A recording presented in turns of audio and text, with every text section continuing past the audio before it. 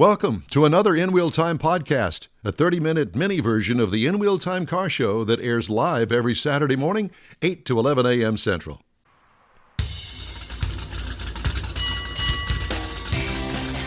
Celebrating 10 years of award-winning car talk, it's the In Wheel Time car show, today coming to you from the monthly Tailpipes and Tacos Cruise-In, out here at the Lupe Tortilla Tex-Mex restaurant on the Grand Parkway in Katy, Texas. Woohoo!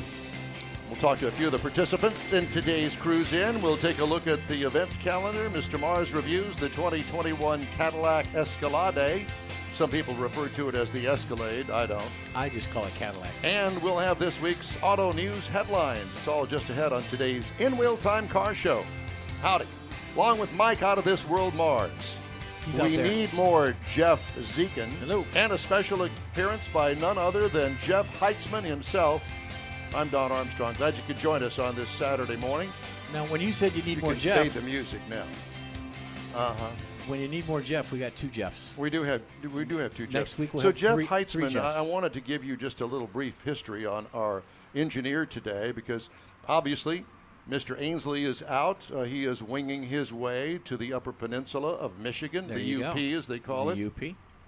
And then Conrad is appropriately enough winging his way to California. Yeah, West Coast. And that's where he is from and needs to be from and he's wants to live there and wants to be from part a lot of of places. He's from a lot of places. And so at any rate, neither one of those participants usually on this program are not here with us today. Right. So Jeff Heitzman is a big fan of the show and has been a loyal follower for a long time.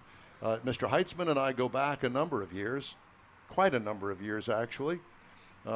Jeff worked with me at KPRC Radio as a weekend board operator and voice talent there. Great. Did lots of commercials for me and that sort of thing. And so Mr. Heitzman called this week and said, hey, man, I know that you're kind of running short.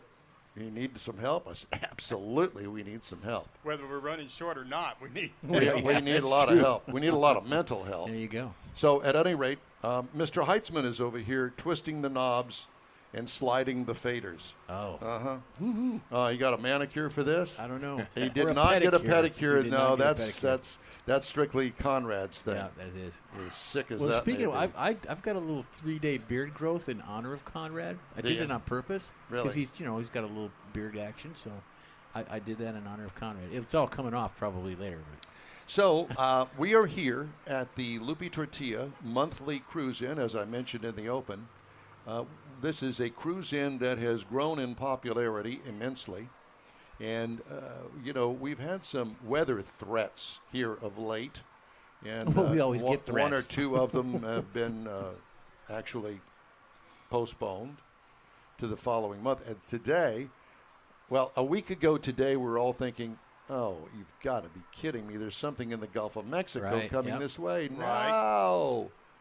And then all of a sudden it took a right-hand turn. Yep. Lucky us, and it is moving on along the coast of Louisiana as we speak and headed out to the East Coast. Well, I talked to you we this don't week, have to jack with that. And you said that you had a feeling it was going to turn and make the turn and go other places, and I was still kind of on the fence on that. Well, so at any rate, it's a beautiful morning. It's going to be a hot day, but right now it is absolutely perfect out here for the Tailpipes and Tacos Cruise-In. Let me tell you where we are.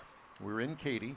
We're along the Grand Parkway at Kingsland Boulevard, which is one exit to the south of I-10, the Katy Freeway. That's right. And so we're out here a ways. There is another Tailpipes and Tacos cruise-in that's going on. That's happening down at what is called the West University location by many. Simultaneously. It's also called the Kirby location, but it's on 59, the Southwest Freeway, or I-69, whichever you prefer. Both are correct. And it is between Shepherd and Kirby. And it is on the southbound side of 5969 down there. So that's inside the loop. This one here is clearly out here at the Grand Parkway. Now that we've got all of that taken care of, it's time now to turn our attention to our first guest of the morning, who has never been on this program before, but I've known him since he was a little boy. Uh-oh. That's right. Now he's a big boy. He is a big boy. He's a big boy. And he's a big boy racer, too. And his name is Chase Murray. Just happens to be related to his mama, who is the it's wife. It's a distant relationship. Who is actually, he is Stan Holt's stepson. Well, There you go. Somebody has to be. Somebody does have to be. So we've all kind of grown up together in this thing, haven't we? That's right. Yeah, It's been a long time coming. It has been. So I started in 2007. That's right. And I think that's when I first met you. Yes, sir. Well, were you still in school? I'd actually just graduated in 2006. So there was a few run-ins at the racetrack with you and other That's places. right. And Run-ins? With these, I was going to say run-ins. I thought, how do you man, mean that? I don't know if I want to hang out with this guy, but here we are. Oh, okay, so you did meet him. and when he says guy, he says that loosely because he also knows another personality by the name of Ray Ray who shows up occasionally. Well, when he first walked up to the desk here, he said, "Hey, good morning, Ray Ray." He did. Yeah, he He did say that. Did say that. I am known in some circles as Ray Ray, and that's a long story for another day. But at any rate, Are they circles or are they? It's a really ovals? long story, though. Yeah. whatever the case may be. So Chase Murray actually started in drag racing in junior dragsters. That's right. Very cool. Started when I was 8 years old. And your mom and dad took an interest in your drag racing career, and your mom ultimately became the head of this region's junior drag racing, if I'm not mistaken. Yep. That's right. Yeah, she kind of took over and wanted to manage and keep everybody in line, make everything run smoothly at the racetrack, and she ended up being our race director for many years. How did that work out for you as being the son? It was good for me. I can't complain about that. Yeah. Well, I find it interesting and fun for me to be a big fan of yours because you are in what is, I guess, called the sportsman class? Yes, sir. Sportsman categories. Sportsman category. So he races a couple of divisions. One is top dragster, which we'll get to in a minute. And then he also runs a thing called Super Comp. And they're certainly different looking cars. They're definitely different looking. One's a little bit longer than the other. One's a little bit faster than the other. Yep. Both equally fun. Yes. And your dad takes a great part in helping you tune. That's right. Keep the cars going. And it's kind of become a full-time gig for you, hasn't it? Yes, sir. Yeah, he's my dad is definitely the crew chief behind it all and keeps everything But he always has been from the beginning because he was a drag racer guy back when he was a kid. Right. Yeah, we've always been into cars and hot rods and everything like that. So what was your last event that you just ran? I want to say it was last month. I actually like to go run Baton Rouge Raceway quite a bit. Okay. With my work schedule now, it's kind of hard to pull away certain events. Good success there for that track that you mentioned? Or? Yes, sir. Yeah.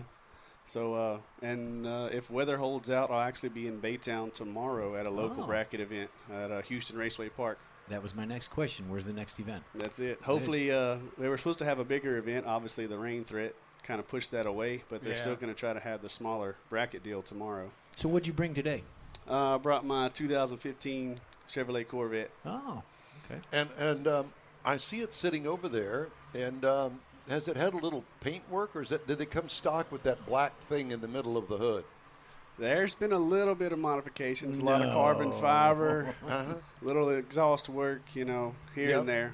Can't leave anything stock. And I assume that is your friend in the blue Corvette that you parked next to. Yes, it's a and beautiful. Whose car is that? That's my buddy Pilo. Pilo? That's it. That's Pilo not his real Avila. name. Well, I have to ask him that. He's straight out of Zacatecas, Mexico. So, really? Yes, sir. So it could be, isn't it? That's it. Good vacation spot. Yeah. So those of you that are watching the broadcast, it's the two vehicles to the right of the shot that we've got pulled up right now. Yeah, over on the right-hand side. Yep.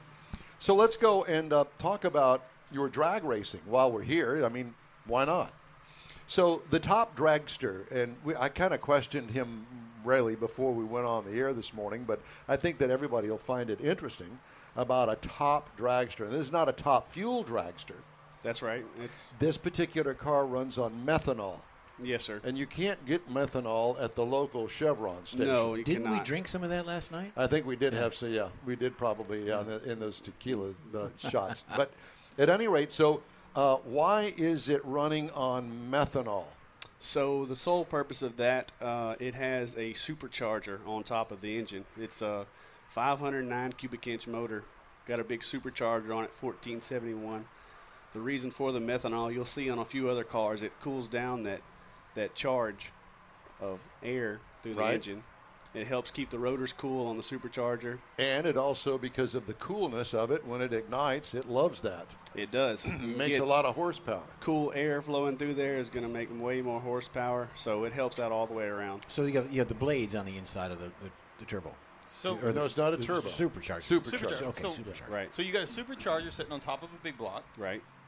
So what's the difference between a top dragster and a top fuel dragster? So a top fuel dragster is about 2 classes above me, and they Okay. actually use a fuel called nitromethane, Okay. which is Good stuff. Yeah, it's made to detonate, and it makes way more horsepower, but they've got a whole different setup. So that's kind of the difference then, is because is still an alcohol dragster, isn't there? Class. right. There's You a step top up, alcohol dragster. and then you got top dragster, and then top fuel. Right. dragster. Basically, it's top dragster, go up 1 step, top alcohol dragster, and then top fuel.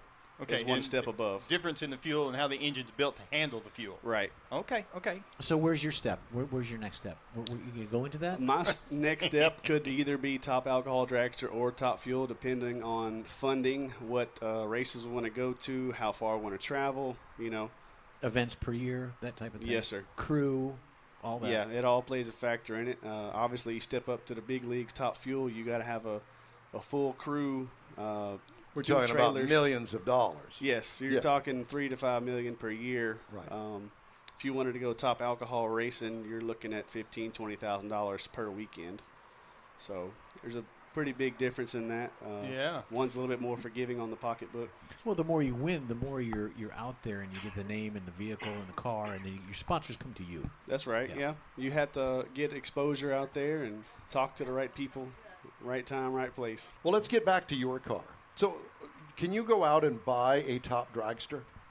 Can anybody do that? You can. There's a select few chassis builders around the whole United States. What does a chassis cost? You're looking, a brand new chassis is anywhere between $20,000 $25,000 Now, for that's just, a that's bare not a chassis. roller. That's just the chassis. That's right.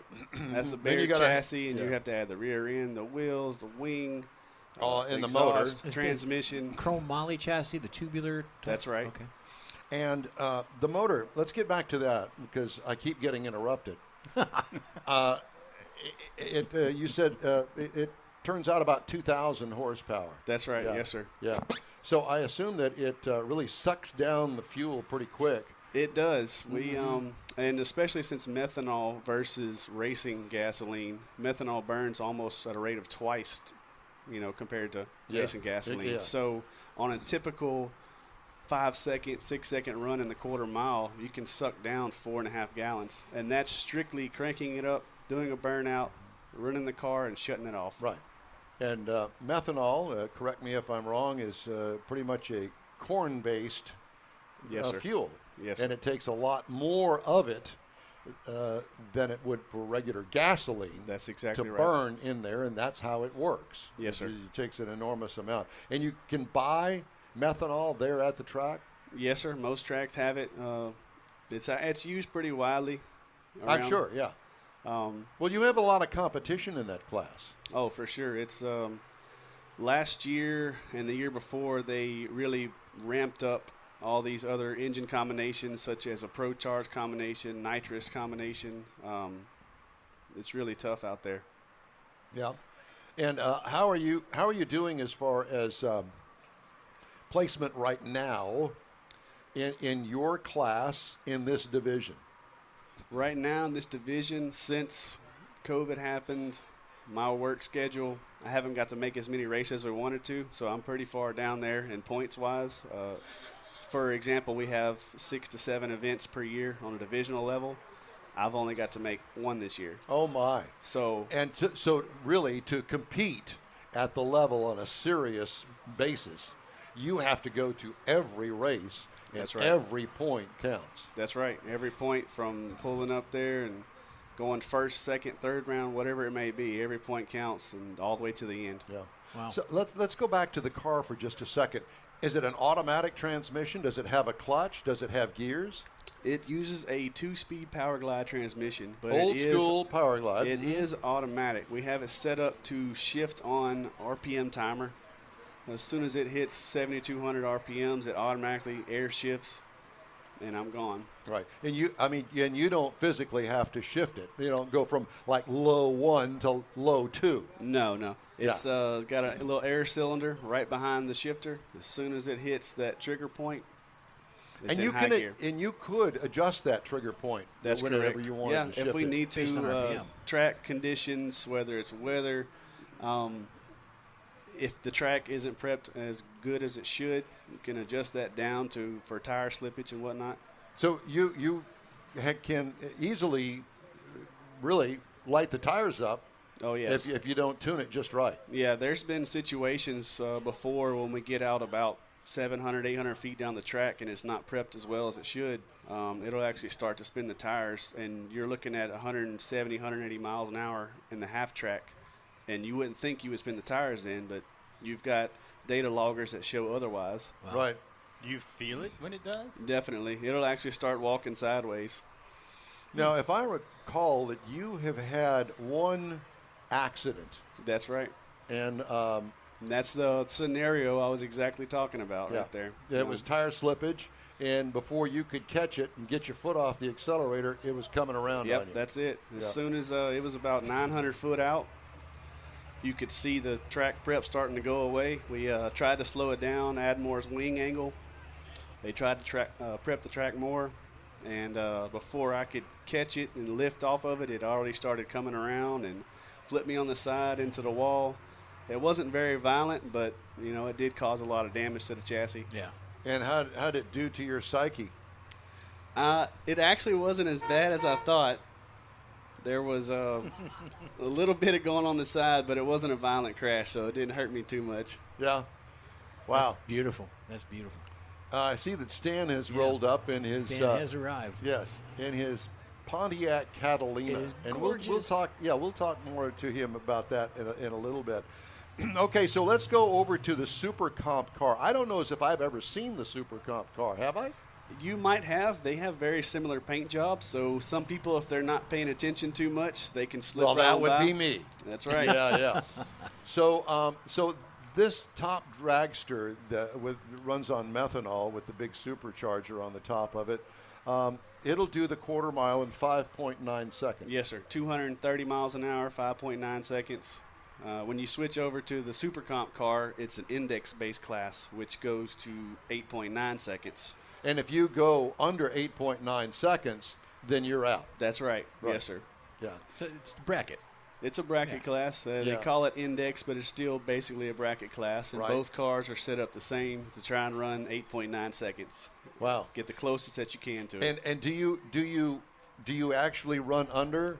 I know that you don't want to run You under. don't want to, but sometimes It happens With because track- you still have to beat the other guy in the other lane. that's right. You want to try and make it to the finish line before him without going quicker than 8.9 So seconds. even if you break out on the low end, you still know that number. So the next time you run, That's right. you know where to set that. Yeah, well, That's then right. look, it's a stranger in paradise. We're talking to Stan Holt. Got his Sheila, wild howling. Mama's here, and Mama's looking good. She's got her Beetlejuice shirt on And today. I saw her roll in the new vet, and then Stan trailed her yeah. shortly thereafter. Well, it's so good to see you guys because I haven't seen you, and Mama's here. Yeah. I haven't seen you guys in, 4 months? I think so. Y'all been traveling around and everything. We'll get to that a little bit. Yeah. So we're deep into conversation over here with your son, and I want to continue the conversation. So, which is harder to drive, the top dragster or the Super Comp car? I'd have to say, honestly, they're equal. When you're looking at the top dragster, you weigh in the weather conditions slightly. It's a lot faster ride, so it can easily get away from you. Well, the top dragster's got a much longer wheelbase than the Super Comp. That's right. Well, top dragster is right at 272-inch wheelbase. The Super Comp car compared is 245. So you've got several feet difference on the two. Yeah. Wow. And what kind of a body does the Super Comp car have on it? Super Comp car has an aluminum fitted body to fit around the chassis versus the top dragster. It's a whole carbon fiber one piece. So the Super Comp car actually has multiple panels pieced together. Right. Did not know that. Yeah. Just the way they build them? If you're not Yeah, familiar, actually, I guess it's about a split now, 50-50. But most dragsters that you see out there will have multiple panels. If you need to get in one section and repair wiring or repair something, That's just what I pop thought. one That's why panel. it surprised me when you said it's a one-piece unit. Right. It's like, okay. Yeah, it still has maybe a small access panel on top for electronics and a fuel door up front. Set the pressures and things. Yeah, anything that you need to change before a run or in between rounds. Because actually the fuel cell for the Super Comp car is right behind the driver's compartment versus top dragster, it's in the nose.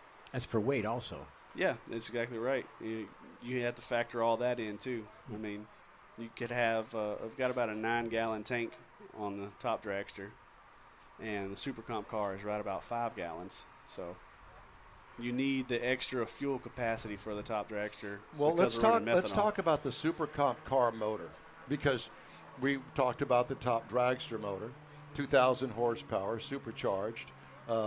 That's right ahead of a Power Glide 2-speed transmission. That's right. basically automatic, and you set when it shifts, and that's it. Right. That's right. So, how about the Super Comp car? What kind of motors it got in it? The Super Comp car is based off a big block Chevy. It's 582 cubic inches, and on the dyno, it made just under 1,100 horsepower. So it's pretty much half the horsepower as the top dragster car. That's right. Yeah.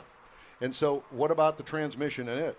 It also features the same Power Glide transmission, Okay. 2-speed, automatic shift with the air solenoid. So it's similar. It's shorter. It's got half the horsepower. And what does it do in the quarter mile? In the quarter mile, we shoot with the index at 8.9 seconds, 175 miles an hour. Okay. That's still pretty fast. Yeah. Right. Yeah. Yeah. Yeah. I don't know. Well, I guess that there are street cars that'll do that, but not too many. Not too many, no, sir. Yeah. And so, do you take both of them to the track at the same time and race them in their own categories at the same time? That's what we try to do. Yeah. At most divisional events with NHRA, they allow us to run both classes. So we'll load up one dragster backwards and the other one forward, and they go right next to each other in the bottom of the trailer. Gotcha. So And so, now, are you going to bring both tomorrow to Baytown? actually, no, that race is more fitted towards the Super Comp car, which I'll be running in bracket race mode, which means that I will turn the throttle stop off and we will run 1/8 mile only. And in the 1/8 of a mile, that car will run 4.7 seconds, 145 miles an hour. In an eighth of a 1/8 mile. of a mile, yes, sir. Wow.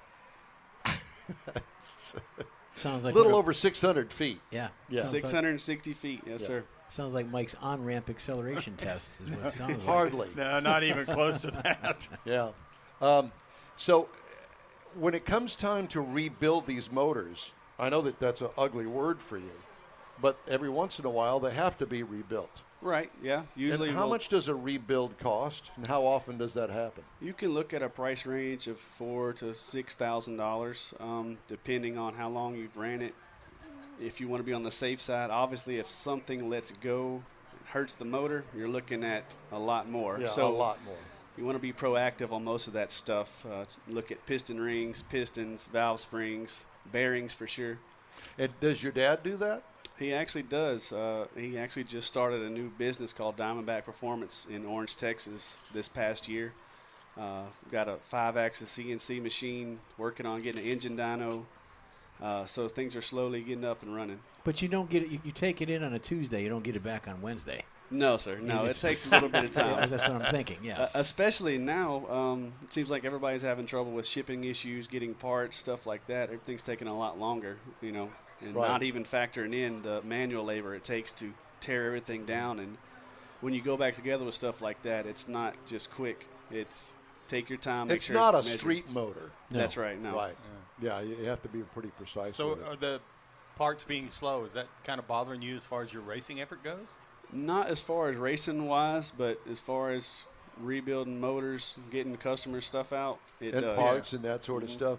Do you have one major supplier that you use to work on your race cars? You Summit or somebody like that?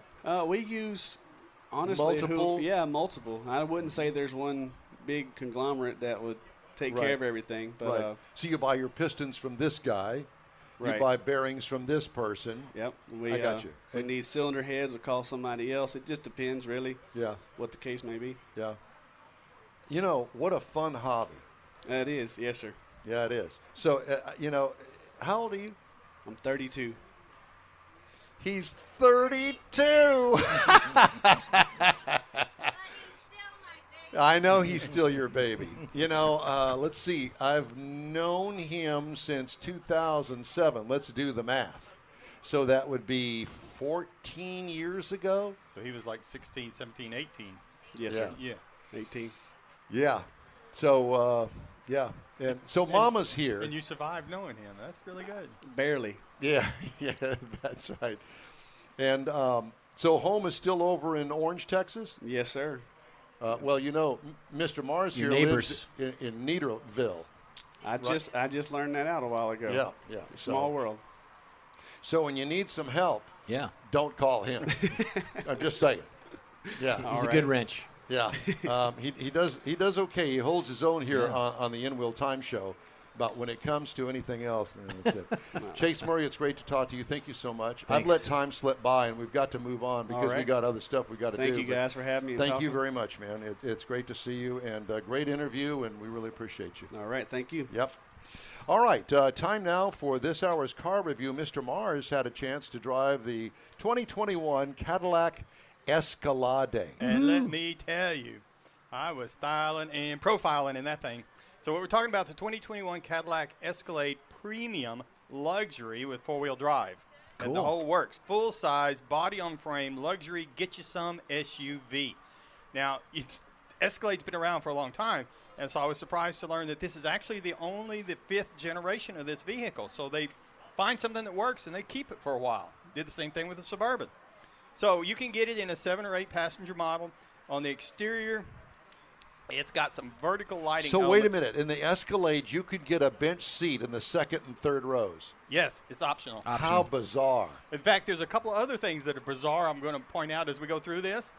So outside, you've got the big grille up front with the Escalade emblem, the Cadillac emblem on it. It's got vertical lighting elements. Now, this is horizontal headlights, but it's also got the vertical elements on it, as well as the big, tall, like 30-something inch tall tail lights that are in the back of this Those are thing awesome. that are really cool looking.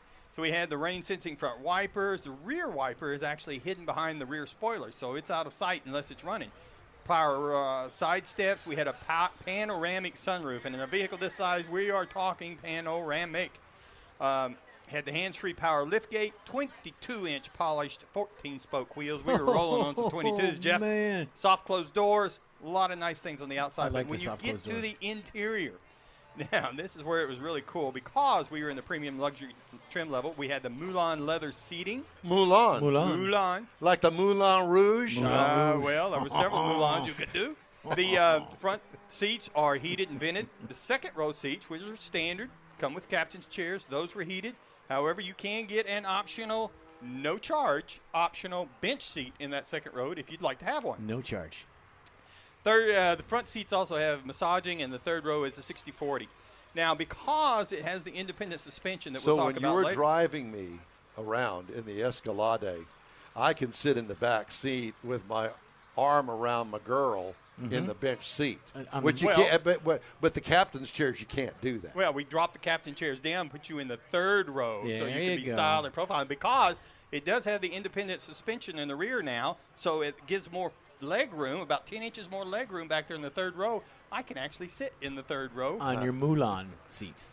And I can listen to the 36-speaker AKG stereo auto surround system while I'm back 36? there.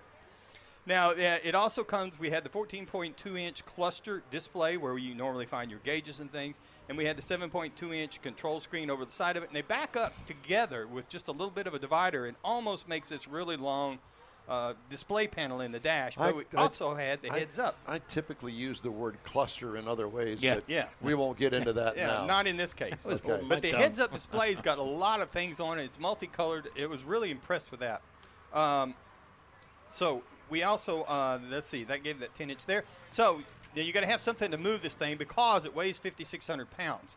So we had the 6.2-liter V8, which is a standard engine, 420 horsepower, 460 pound-feet of torque, backed by a 10-speed automatic. Perfect. Now, there is an option coming this year that you can get a 3.0-liter diesel if you want one at no cost. So when you're trailering your 100-foot yacht, then you don't have to worry about anything. Just put the diesel in it, and you're good to go. That's right. With your bench seat. But no upgrade charge. So EPA says on the 6.2, you should be looking for about 14 in the city, 19 on the highway, 16 combined. Well, I got almost 15 out of it.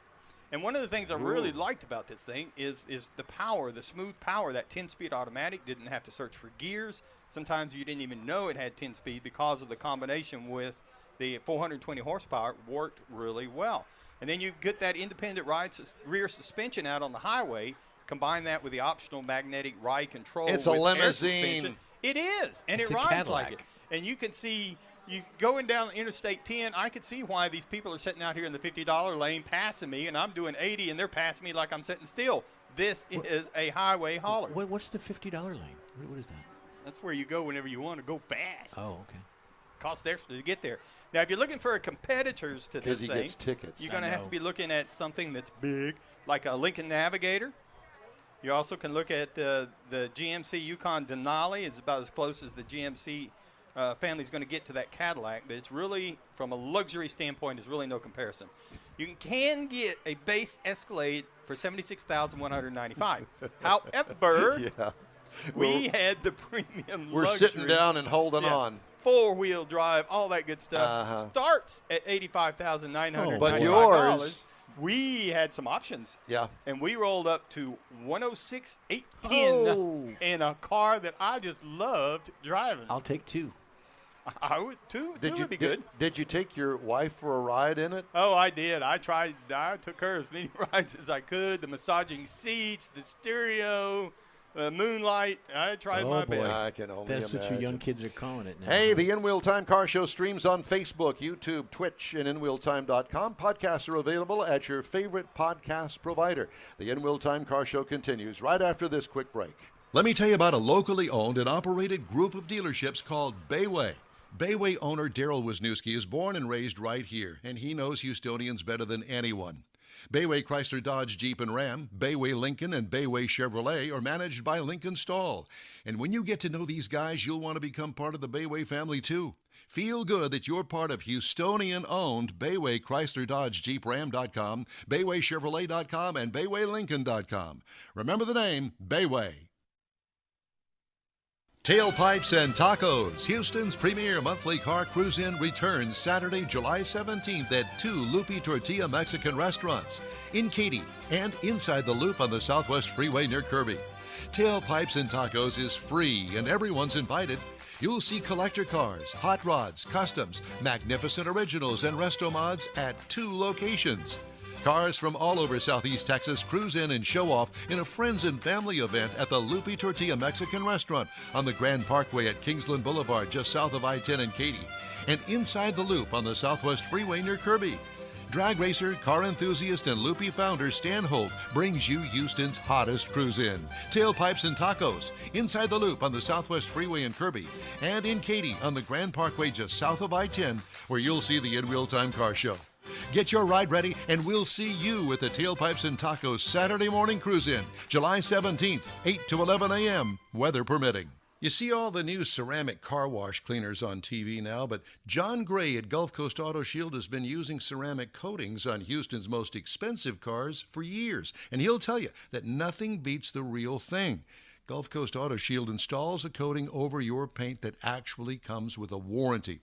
If you just picked up your Lambo, your Aston Martin, Porsche, Ferrari, any other exotic car, chances are your car will have company that have already found Gulf Coast Auto Shield. Now, you don't have to own an exotic. Maybe you got a truck, an SUV, or even an older vehicle that needs a little love. Well, let John Gray give it a look and give you an estimate on refurbishing that paint and making your vehicle look new again. How about getting a gift certificate for the wife's birthday or anniversary from Gulf Coast Auto Shield and tell her, honey, I know you love your car, so why don't we get it looking new again? It'll be the best gift ever, one that she'll never forget. Get hold of John Gray at gcautoshield.com or give him a call, 832-264-0670. Gulf Coast Auto Shield.